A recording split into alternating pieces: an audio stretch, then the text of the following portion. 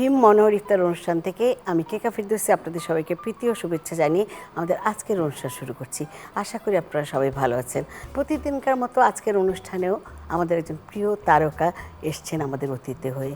তিনি বয়সে একদমই তরুণ, তিনি মাত্র কলেজের গণ্ডি পেরিয়েছেন, কিন্তু কলেজ পার হওয়ার পরপরই উনি যে নাটকে অভিনয় করছেন সবাই তাকে খুব পছন্দ করছে তার অভিনয়ের জন্যে। তার নাম হলো রিয়ামণি। রিয়ামণিকে আমি ডেকে নেব, আসো। কেমন আছো তুমি? ভালো আছি, আপনি কেমন আছেন? আমি ভালো আছি। হ্যাঁ, তোমার কথা যেটা বললাম ঠিক আছে? তুমি একদম নতুন প্রজন্মের নায়িকা, তাই না? তাহলে আজকে আমি তোমার জন্য একটা মজাদার খাবার রান্না করব। এটা হলো চাট, আলু চাট। কিন্তু আলুর চাট যেভাবে নর্মালি রান্না করা হয় ওইভাবে না, আমরা একটা অন্যভাবে তৈরি করব।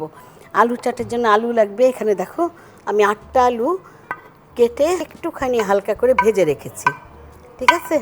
তুমিও আমাকে হেল্প করতে পারবে নাড়াচাড়া করে, কোনো অসুবিধা নেই। সাদা ছোলা আমরা দিয়ে দিচ্ছি 1 কাপ এটার মধ্যে, হ্যাঁ, আলু চাটের মধ্যে। তুমি কি পেঁয়াজ খেতে পছন্দ করো? পেঁয়াজু খেতে পছন্দ করি। পেঁয়াজও খেতে পছন্দ করো, আচ্ছা।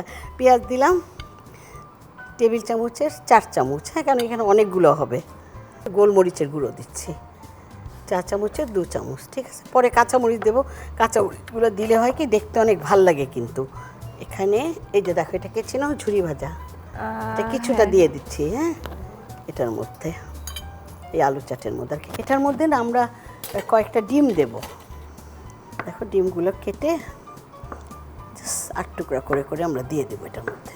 আর এমনি ইফতারির সময় মা যা যা বানায়, কোন ইফতারিটা তোমার ভালো লাগে বেশি খেতে? আমার হচ্ছে পেঁয়াজু ভালো লাগে, আর পেঁয়াজু আলুর চপ, যেটা ওটা ভালো লাগে। আলুর চপও খুব পছন্দ করো তুমি? হ্যাঁ।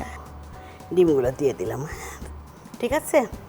আমি এখানে কিছু পুদিনা পাতাও নিয়েছি। তুমি গন্ধ পাচ্ছ পুদিনা পাতার? ধনে পাতার পুদিনা পাতা একসাথেই দিচ্ছি কুচি করে, ঠিক আছে?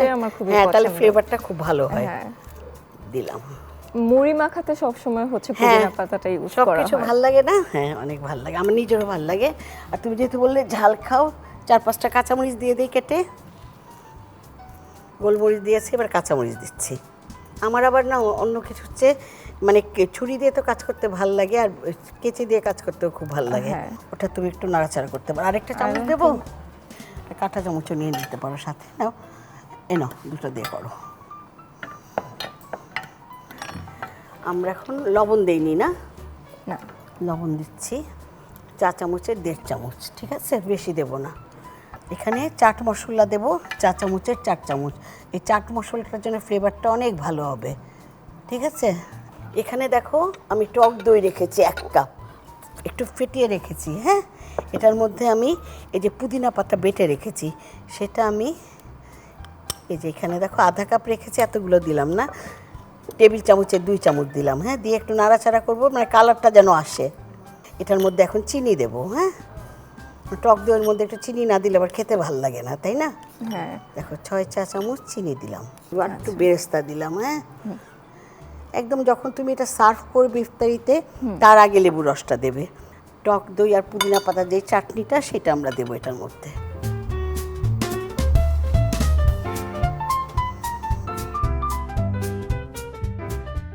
এখন কি দিচ্ছি, এটা হলো তেঁতুলের, আচ্ছা, তেঁতুলের টক, হ্যাঁ। এটা আমরা এখানে দিয়ে দেব। এখন এটার উপরে একটু ঝুরি ভাজাগুলো দিয়ে দিচ্ছি।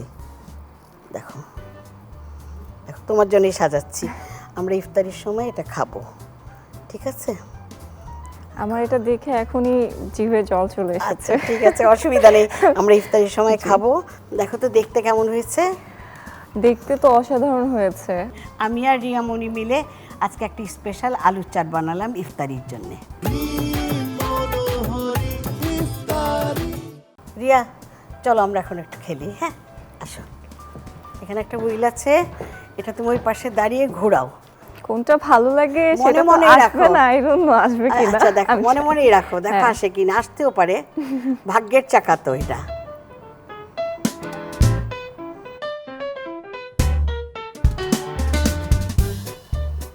একদমই চাওনি এটা।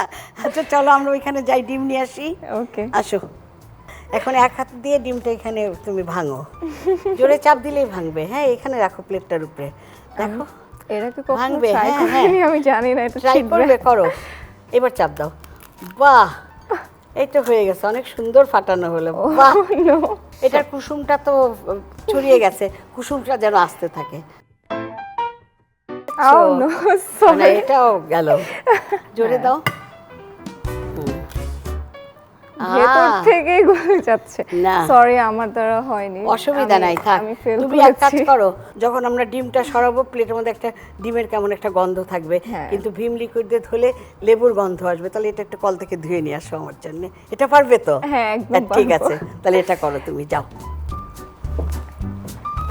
ওখানে ওই যে স্পঞ্জ আছে, Okay. তারপর লিকুইড সোপ আছে বাটিতে, তুমি ধুয়ে নাও এটা।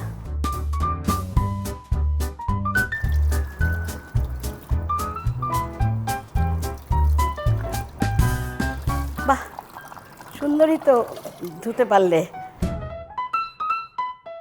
তো হ্যাঁ, খুব একদম। সুন্দর হয়েছে। এখন এটা সরিয়ে রাখি দাও, এটার উপরে দিয়ে দেই। হ্যাঁ, Okay. আসো, দিয়ে দেখি এটা ঘুরে কিনা। হ্যাঁ, একটু ঘুরানোর চেষ্টা করি। এটা যে রাখলাম আলু চাটটা যে তোমার জন্য বানালাম। বাহ, ওয়াও। তুমি রান্না করলে, ডিমের একটা খেলা খেললে। চলো এখন বসে একটু কথা বলি তোমার সাথে। রিয়া, ভীমের পক্ষ থেকে তোমার জন্য একটা শুভেচ্ছা উপহার আছে, একটু ধরো। তুমি ওই দিক দিয়ে অনেক ভারী। এখন রোজা চলছে, সামনে আসছে ঈদ। তুমি অ্যাডভান্স ঈদ মোবারক বলো, আর রোজার মধ্যে যদি কিছু বলতে চাও। সামনে যেহেতু ঈদ আসছে, সো সবাইকে ঈদ মোবারক, অগ্রিম ঈদ মোবারক। আর আমি এভরিডে ভীম মনোহর ইফতার দেখি, আপনারাও দেখবেন এবং নতুন নতুন খাবার ট্রাই করবেন বাসায়। এতক্ষণ আমি আপনাদের তৈরি করে দেখালাম একদম অন্য রকমের একটা আলুর চাট। আমার মনে হয় আজকের এই খাবার তৈরি করাটা আপনাদের সবার ভালো লেগেছে।